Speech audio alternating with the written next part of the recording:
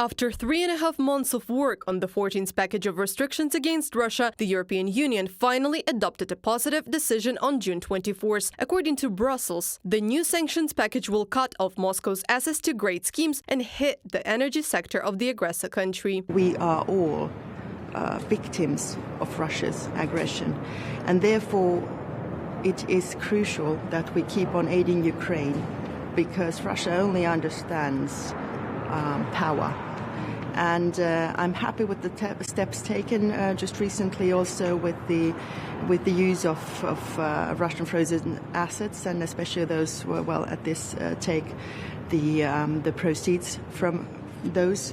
I appreciate the 14th sanctions package, and also the steps we are going to take to make the use of the shadow fleet by Russia impossible in the Baltic Sea region. The 14th package of sanctions envisages restrictions in 7 sectors, according to the European Council website. First of all, the energy sector. The transshipment of liquefied natural gas from Russia is now banned. In addition, Brussels does not allow investing in and providing capabilities, technologies and services for the construction of new Russian LNG projects, including Arctic LNG 2 and Murmansk LNG.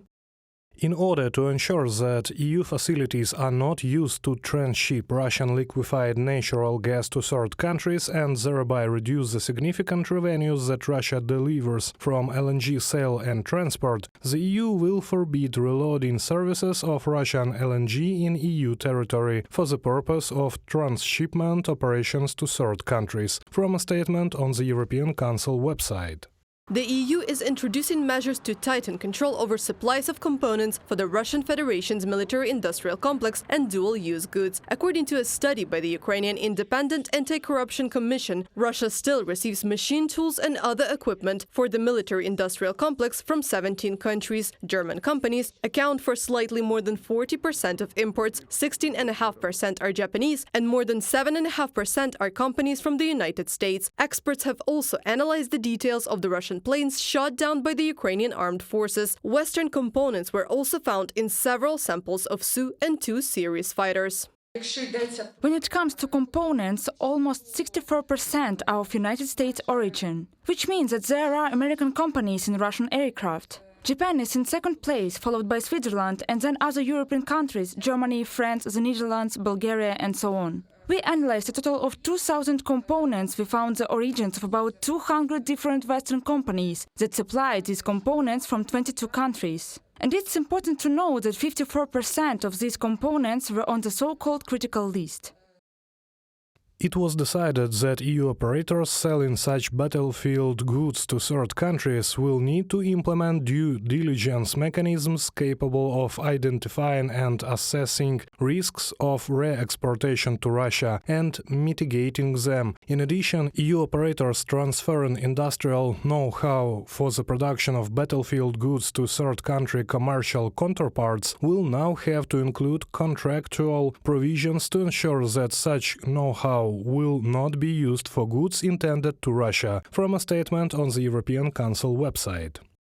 The Russian analog of the SWIFT, the financial messaging system, is also subject to restrictions. Banks and other financial institutions in EU countries are prohibited from using FMS directly and from conducting transactions with legal entities connected to the system. Our sanctions have already significantly weakened the Russian economy and prevented Putin from accomplishing his plans to destroy Ukraine. Although he still continues the illegal aggression targeting civilians and civilian infrastructure, the 14th package of sanctions demonstrates our unity in supporting Ukraine and seeking to limit Russia's criminal activities against Ukrainians, including efforts to circumvent EU measures. Josep Borrell, High Representative of the European Union for Foreign Affairs and Security Policy, from a publication on the European Council website.